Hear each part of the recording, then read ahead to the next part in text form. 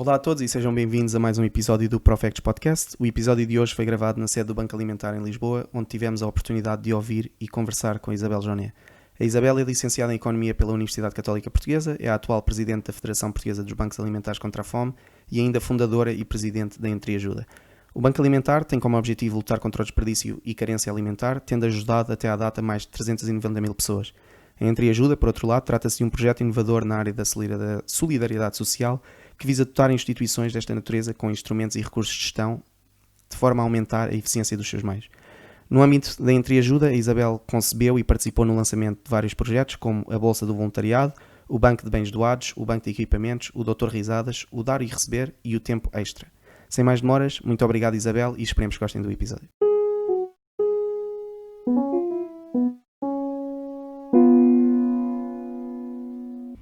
Eu gosto imenso de ler e sou leitora quase compulsiva.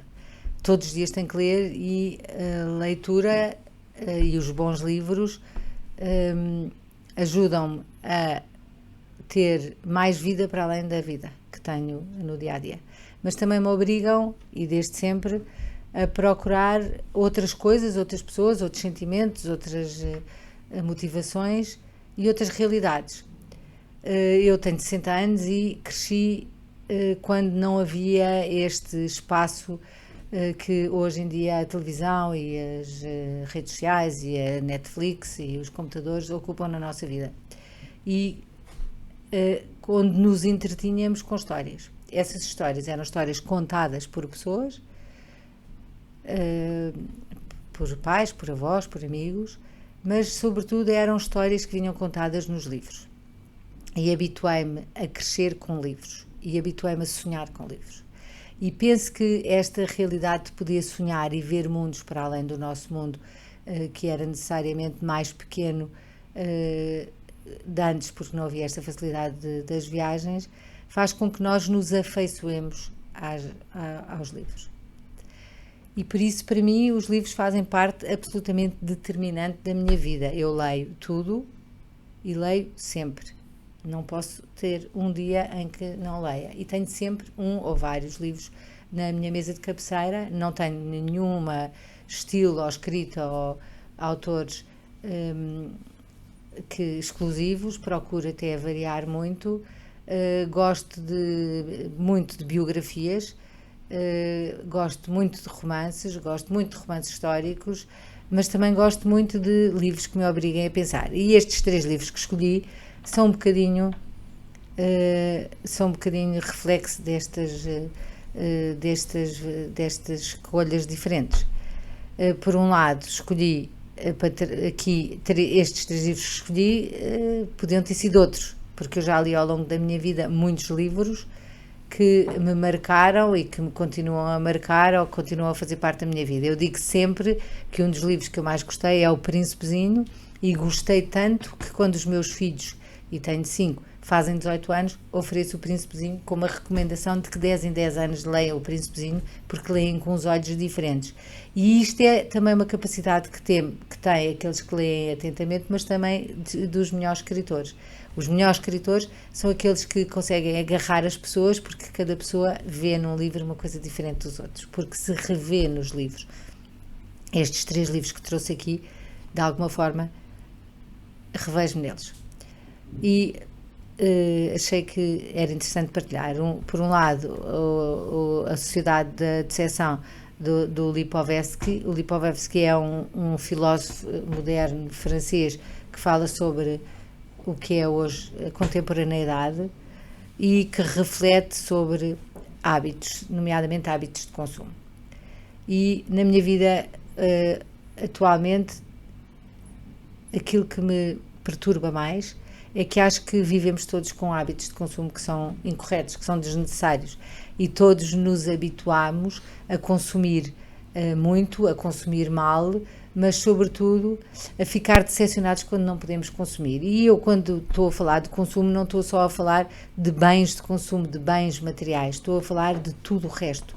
Consumimos informação em excesso, consumimos comunicação em excesso, consumimos tempo em excesso, e até nestes tempos de pandemia, em que muitos fomos obrigados a trabalhar de outras maneiras, eu vejo que a quantidade de tempo que nós consumimos aos outros, porque achamos que temos que produzir algo que se veja, e hoje estamos em casa, achamos que se vê menos, acaba por provocar a nós um sentimento que é de quase esvaziamento interior. Quando consumimos demais ou quando queremos estar sempre a consumir o que quer que seja, tornamos-nos bastante decepcionados. E esta sociedade em que vivemos hoje é uma sociedade onde há, obviamente, decepção pela incapacidade de ver satisfeitos todos aqueles que são os nossos desejos. E este contraponto entre o desejo e a decepção é muito estudado e ele é muito explicado. É algo que deveríamos encarar de frente até para podermos construir sociedades que são mais sustentáveis. Hoje fala-se muito em sustentabilidade do planeta, mas muito daquilo que nós consumimos é sobre consumo. E este vem porque vivemos numa sociedade que é de abundância, onde precisamente se constrói uma decepção que faz com que ainda queiramos consumir mais, porque achamos que temos sempre mais desejos. E, portanto, este é um livro que eu recomendo, precisamente porque acho que se não encaramos de frente esta possibilidade de nos decepcionarmos e não termos que ter um contraponto de consumo com aquilo que são os nossos desejos de satisfação imediata, estamos condenados a uma extinção rápida em todos os aspectos. Depois também escolhi a Humilhação do Philip Roth porque tem muito a ver com a situação atual, é um bom retrato daquilo que é o que é provocado pelas pessoas que vivem mais tempo e que, como vivem mais tempo, com a natural redução das capacidades que todos temos e que faz parte da natureza, lidam pior com o facto de não serem capazes de continuar a desempenhar o papel que achavam que tinham. E este é precisamente o caso de um ator, é o que é retratado, em que deixou de conseguir espalhar a magia que achava que espalhava e, perdendo capacidades, foi sucessivamente abandonado por tudo e por todos e lida mal com esta decepção daquilo que ele considera uma humilhação.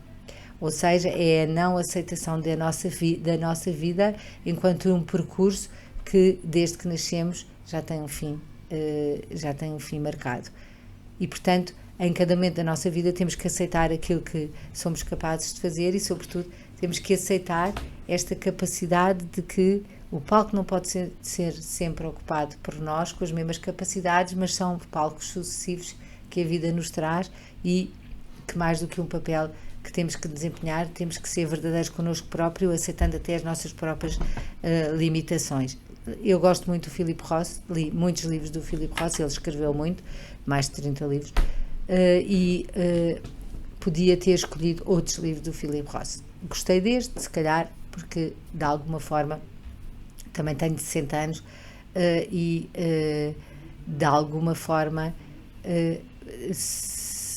hoje nós com 60 anos ainda nos sentimos novos e com todas as nossas capacidades, quando efetivamente não pode ser assim, porque temos que também deixar o palco e a vida para outras pessoas mais novas que podem trazer outras ideias, com certeza, mas podem desempenhar essas ideias de uma forma diferente, espalhando a mesma magia e não menorizando aquilo que cada um de nós fez. E por último, falava ainda de um livro que eu gosto muito, gosto imenso de romances, e gosto deste As Velas Ardem Até ao Fim, do Sándor Márai, que é um escritor húngaro, que li também vários livros dele, tem uma maneira de escrever muito engraçada, porque brinca com as palavras. E, portanto, quando se brinca com as palavras, consegue-se construir ideias que são diferentes daquelas que habitualmente vemos em livros que são escritos de uma forma mais coloquial ou mais comercial.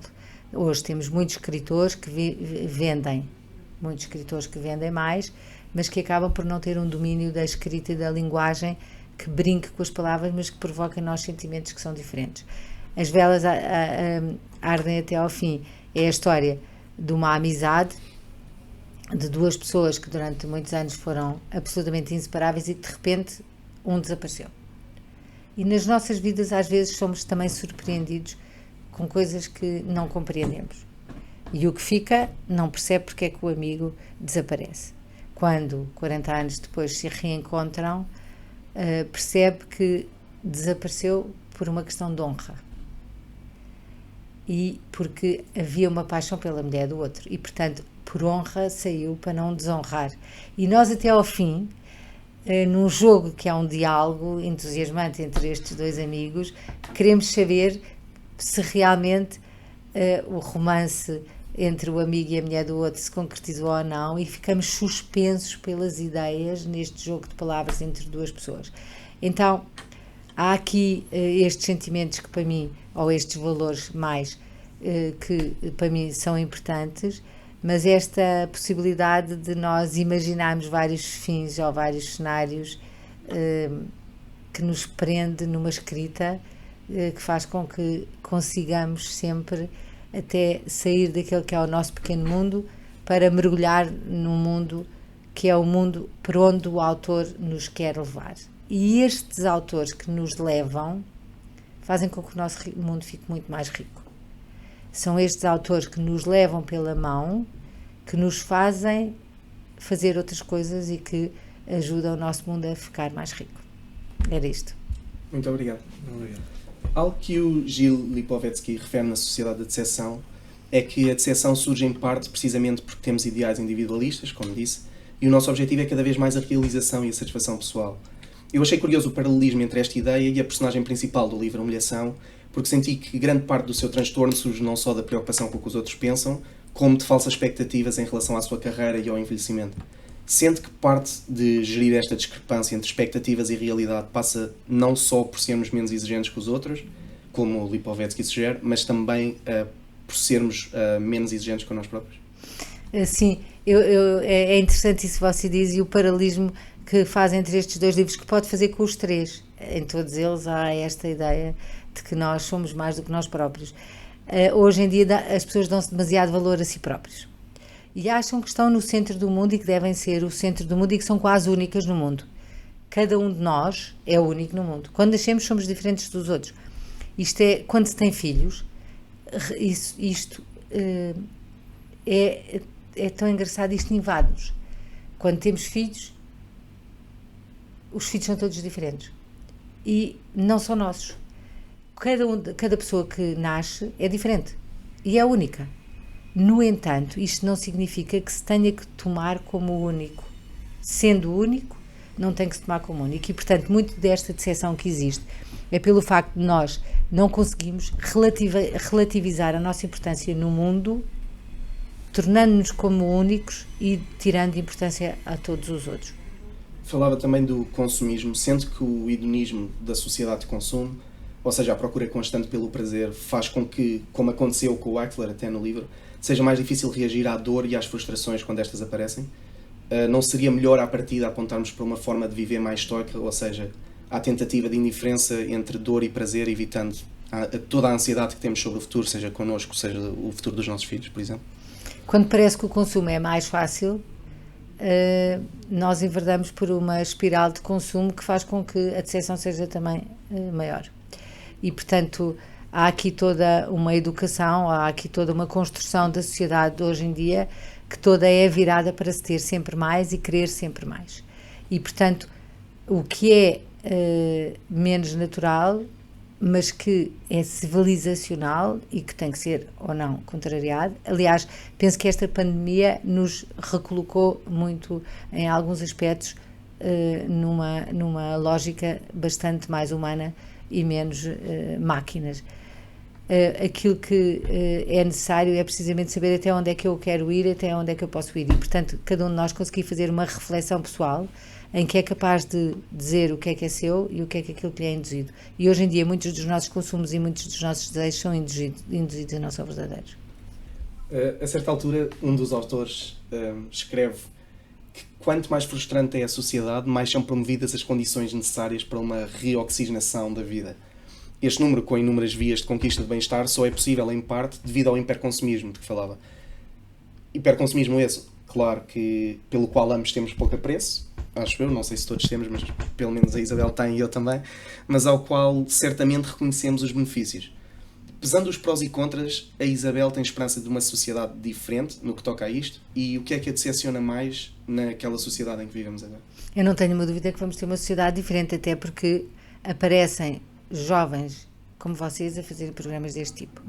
E, portanto, as sociedades vão sendo aquilo que os atores em cada momento as moldam. Neste momento há uma sensibilidade para temas que são mais naturais e menos consumistas, mais ligados à natureza, ao ambiente, ligados à não necessidade excessiva de bens, que fazem com que de alguma forma isto se possa reequilibrar. E nós estamos de passagem neste mundo. E este mundo já cá estava e foi tendo muitas guerras, muitas adaptações, muitas evoluções, e o que é certo é que, apesar de tudo, vamos sempre vivendo melhor. E apesar de tudo, as crises, por muito grandes que elas sejam, têm sempre menos consequências, ou as consequências são sempre mais fáceis de ultrapassar. Basta pensar, por exemplo, na evolução da ciência. E basta pensar que nós todos, hoje, vivemos em termos de saúde muito melhor do que vivíamos até há 10 anos, e não falo há 30. E, portanto, aquilo que eu condeno e aquilo que eu que não sou grande adepta é do hiperconsumismo pelo consumismo. Se pudermos consumir mais porque temos uma vida melhor e porque temos uma vida mais fácil, ótimo. Consumir apenas porque se consome em excesso, apenas pelo prazer, para lidar contra frustrações ou decepções, não é bom. Ou seja, se o consumismo servir apenas para destruir o ser humano e as relações entre o ser humano, então é autodestrutivo de uma sociedade. E é essa autodestruição de uma sociedade aquilo que temos que lutar contra isso. E isso só pode vir se nos desumanizarmos. O hiperconsumismo excessivo conduz à desumanização da sociedade. Mas conduz a uma coisa que espero que vocês nunca percam. Conduz à falta de amor. Ou seja, nenhum de nós pode viver sem amor. E nenhum de nós pode viver sem amar e sem ser amado. E este amor, que não tem a ver com paixão, não tem a ver com a paixão do Sandor Márai, tem a ver com as relações verdadeiras que estabelecem entre as pessoas e que são facilitadas pelas coisas. E, portanto, se temos relações que são verdadeiras, nós temos um mundo que se constrói. Se esquecemos essa parte humana, então deixamos de ser homens e passamos a ser meros animais ou meras máquinas. Outro assunto que é abordado na sociedade de decepção é que um aumento na desigualdade se traduz num aumento da decepção, especialmente numa sociedade onde as oportunidades, apesar de não serem homogéneas, são mais homogéneas que nunca. Ou seja, numa sociedade em que todas as classes têm menos, mas a desigualdade é maior, uma sociedade em que todas as classes têm menos, mas a desigualdade é maior, seria menos prejudicial, para a felicidade dos que têm menos, claro, do que uma sociedade em que todos têm mais, mas a disparidade de riqueza é maior. A Isabel sente no dia-a-dia que as consequências psicológicas da pobreza são extremamente amplificadas pela comparação com os outros, ou será isso quase insignificante naquilo que é o panorama geral? É muito interessante isso, coloca isso. Há dois conceitos, que é o da pobreza absoluta e da pobreza relativa, e hoje diminuiu a pobreza absoluta e aumentou a pobreza relativa, ou seja, as pessoas sentem-se muito mais pobres quando não podem ter tudo aquilo que acham que queriam ter ou que tenham desejo de ter. O desejo é genuíno. A ambição de melhorar é uma coisa genuína. É genuíno, queremos ter mais e queremos até poder ir mais longe do que os nossos pais e queremos dar aos nossos filhos mais do que nós tivemos. A decepção vem quando não se tem essa capacidade de realizar tudo aquilo que se viu noutros, mas que não se tem a objetividade de perceber que nem todos podemos ter tudo. Em 2004, a Isabel fundou a Entre Ajuda, que apoia instituições de solidariedade social. Tendo em conta o que observa no contacto com estas instituições, Como é que diria que o progresso de Portugal se encontra neste âmbito? Sente que cada vez mais as pessoas manifestam empatia para com o próximo, ou este progresso de que Lipovetsky fala não se sente em Portugal? É muito, sente-se com certeza, e em Portugal houve um caminho muito interessante na área da solidariedade social. Eu penso que o caminho que ainda há a percorrer e que pode ser um pouco até ir no caminho do que o Lipovetsky preconiza é o do voluntariado, ou seja, das pessoas perceberem que podem ter uma intervenção cívica e cidadã na sociedade, porque se o mundo à sua volta ficar melhor, o seu mundo também fica melhor. Este quase que egoísmo, porque todos vivemos melhor e eu não posso viver quando à minha beira há pessoas que vivem mal, mas sobretudo porque eu posso participar na construção do mundo melhor e quero fazê-lo, é da cultura anglo-saxónica, todos os americanos vivem assim, e penso que cá em Portugal há um caminho ainda a fazer, mas isso só se faz com a educação, e portanto penso que há aqui todo um caminho a fazer, mas melhorou bastante, embora haja aqui uma melhoria significativa nos últimos anos. No livro As Velas Ardem até ao fim, Sarai, pelo menos na leitura que eu fiz, utiliza quase a inquisição que Henrik faz a Conrad, à personagem principal, de questionar as razões pela qual o Conrad não ter seguido um percurso de vida que na altura na Hungria alguém que esteve na Academia Militar e que teve as oportunidades que ele teve, o porquê dele ter desaparecido, o porquê dele não ter seguido esse percurso de vida, e se a Isabel sente no seu dia-a-dia, nas coisas que presencia na sua vida, em que a sociedade às vezes muito rapidamente julga as pessoas por terem, não diria um caminho alternativo, mas não seguirem os caminhos que seriam os caminhos corretos para alguém que conseguiu, que teve uma certa educação ou deveria estar a fazer algo que não está. Eu acho que isto hoje em dia alterou-se bastante. As pessoas ousam mais fazer coisas diferentes. Hoje em dia, todos vocês têm coragem de agarrar numa mochila e ir um ano para o outro lado do mundo, não sabendo até viver de quê. Logo se vê. Isso, apesar de tudo, mudou. Pessoas que conseguem, durante um tempo limitado, ousar fazer diferente. Já não sei se as pessoas, se o resto da sociedade encara com os mesmos olhos ousar ter vidas completamente diferentes. É mais comumente aceito se façam-se experiências diferentes do que ousar ter vidas diferentes. Porque as pessoas rotulam muito. Nós todos temos tendência para rotular aqueles. Mas, sobretudo, porque nós pomos nos outros expectativas daquilo que nós gostaríamos de fazer e gostaríamos de ter sido. E quando vemos, por exemplo, que uma pessoa decide ir fazer um mestrado para a China ou um mestrado para o Japão, pensamos, por um lado, que podia ser bom, mas, por outro lado, que há algum receio de que se esteja a perder algumas oportunidades das coisas que hoje temos como certas e que, quando se ousa, são incertas. E, portanto, neste livro é interessante isso que diz, porque aquele personagem teria uma vida que supostamente era uma vida que lhe estava traçada e não quisesse a vida. E nem sempre a sociedade permeia ou aceita as pessoas que ousam ou que têm coragem de viver vidas diferentes, mas também nem todas as pessoas o podem fazer. E esta é uma desigualdade de oportunidades. É uma grande desigualdade de oportunidades. E, portanto, por vezes não é só a coragem, é também a certeza de que mais vale ter um certo do que um incerto que temos a certeza que não se vai realizar. E por isso causa decepção até nas pessoas. Gostavam de ter sido aquilo que não foram.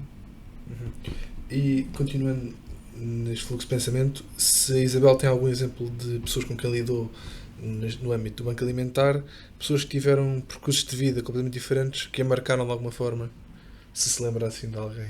Eu conheço muitas pessoas que decidiram ter vidas diferentes e que têm várias vidas na própria vida, que eu isso acho até mais interessante. Por vezes não é preciso fazer uma mudança radical de vida. Por exemplo, eu quando vim para o Banco Alimentar, tinha trabalhado no Comitê Económico e Social como tradutora durante 7 anos, e quando vim para o Banco Alimentar, vim durante um tempo, e o que eu faço no Banco Alimentar é ser gestora de uma organização de solidariedade social, mas o que eu sou é gestora aqui, mas eu queria ser gestora. E, portanto, o que eu faço é decidir ser voluntária. Mas o que eu faço é gerir. A minha vida não mudou assim tanto. O que eu tive a sorte foi de poder encontrar neste setor pessoas que se calhar nunca teria encontrado numa empresa habitual, porque este é que é o setor diferente e, portanto, se calhar a graça e a sorte que eu tive na minha vida foi poder ir para um setor onde havia poucos gestores e onde trazer para Portugal a gestão para um setor social que apoia muitas pessoas. Mas mais interessante, são pessoas que têm várias vidas dentro das próprias vidas. E conhecemos muitas pessoas que têm funções, por exemplo, governativas, mas depois, ao mesmo tempo, podem ser comentadores de futebol. Ou pessoas que são brilhantes advogados, mas que, ao mesmo tempo, são surfistas. E ter várias vidas, ou arranjar escapes para não se contentar com uma vidazinha pequenina, que é só, muitas vezes, o trabalho e casa sem ter qualquer outro tipo de motivações, é que é mais interessante. Eu tenho uma história espetacular com uma freira, que era uma freira que a ordem dela, a vocação dela, era quase só rezar. E um dia ela quis, entre ajuda, colocou computadores para as freiras poderem fazer a gestão dos cabazes às famílias que apoiavam. E esta freira disse-me uma coisa espetacular, que foi: Isabel, eu todos os dias, antes de me deitar, ligo o computador e dou uma cartada. Ou seja, ela jogava solitário, fazia uma paciência. É completamente admissível nós estamos a ver uma freira que reza, que podia jogar com umas cartas e estar a fazer um solitário, uma paciência. Menos aceito era ver uma freira de 70 e tal anos que jogava as cartas no computador. E isto é extraordinário, porque foi uma pessoa que não ficou naquilo que seria previsível. Eu tenho muitos casos que podia citar, mas este caso é extraordinário. Eu fiquei impressionada por uma freira dizer que jogava as cartas no computador. E eu disse: irmã, tem é que rezar por mim, não pode estar a jogar as cartas no computador. Eu própria critiquei, achei que podia criticar, porque temos na nossa cabeça padrões daquilo que as pessoas devem ou não devem fazer, e somos nós próprios os críticos das vidas dos outros. E isso não é bom. E quem penaliza os outros, até porque temos padrões e temos modelos na nossa cabeça que devem ser assim, se calhar somos os primeiros a achar que as pessoas têm direito a ter vidas diferentes, mas depois nós próprios condenamos. E eu citei este caso pela simplicidade. Porque é que aquela freira que gosta de rezar não há de poder jogar as cartas no computador? Uma pergunta um tópico mais leve, mas é se a Isabel tem algumas dicas para métodos de leitura, porque uma das coisas que até aconteceu com um convidado nosso e com várias pessoas da minha idade que acontece, que começam um livro e estão a gostar do livro, mas não acabam de ler. E se lê um livro só de cada vez, se lê vários livros ao mesmo tempo, como é que... Olha, eu posso ler 2 livros ao mesmo tempo. Quando gosto muito, leio um até ao fim, não largo. Eu leio sempre, e leio tudo. E leio todos os livros do princípio até ao fim, mesmo que não goste. Se o livro é péssimo, desisto. Mas é raro haver um livro péssimo, porque eu estou sempre à espera que aquilo se componha. Porque eu acredito que se uma pessoa investiu de si para escrever, e se depois passou pelas editoras, é porque ali alguma coisa há, não é? E, portanto, posso ser eu que não estou logo ali a ver o que é que há, e já agora vou tentando. Foi raríssimo desistir de um livro. Hoje em dia, aquilo que me irrita mais são aqueles livros que têm muita publicidade e que têm muitos escaparates, mas que são apenas fenómenos comerciais de autores que vendem muito e que estão nos aeroportos e nos supermercados, mas que depois aquilo não tem muito conteúdo, são entretens, são livros de apenas entreter, é escrita a metro. Eu isso também posso ler, mas não é isso que me enche. O que me enche são livros que me interpelam e que me obrigam a até ver o mundo de outra maneira, pelos olhos de uma pessoa que viu o mundo de uma maneira diferente da minha, e portanto tentar compreender porque é que os outros até escrevem aquilo. Eu digo às pessoas que façam uma coisa que é espetacular, é ir para uma livraria ou para um supermercado, hoje em dia há muitos livros nos supermercados, e ler a parte de trás dos livros todos. mas que não se deixem fiar muito pelas críticas que lá estão, porque muitas vezes a maior parte das críticas são pagas e, portanto, é mais interessante ler até um resumo e ver um bocadinho o que é que o autor já fez, do que até saber o melhor livro do ano para o New York Times, ou o melhor, e muitas vezes estas críticas literárias até são fenómenos editoriais e são até comparadas, e portanto é ir ler todas essas partes, mas não desistir de ler. As pessoas desistem de ler, e quando desistem de ler, desistem de sonhar. Ler ajuda-nos a sonhar. Ainda hoje em dia eu vejo o mundo pelos livros. Hoje ninguém lê o Júlio Verne. Nós crescíamos com o Júlio Verne, víamos as aventuras e víamos o mundo pelos olhos do Júlio Verne, que teve 100 anos à frente do tempo dele. E depois percebemos até que afinal o mundo não mudou tanto como pensávamos, porque já havia quem sonhasse com o mundo que há hoje. Quando lemos o Orwell, por exemplo, vemos que esta invasão da internet, dos fenómenos, dos dados, estava muito prevista no 1984, que foi escrito há imensos anos, e portanto há aqui uma possibilidade de anteciparmos até coisas que vão vir, mas que isso que não nos impeça de nos civilizarmos. Muito obrigado. Obrigado, meu. Não sei quanto tempo demorou.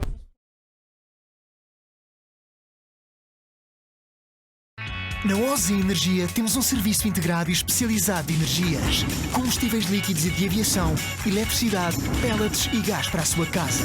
E temos também uma energia que mais ninguém tem, a das pessoas. Sempre com a melhor assistência técnica.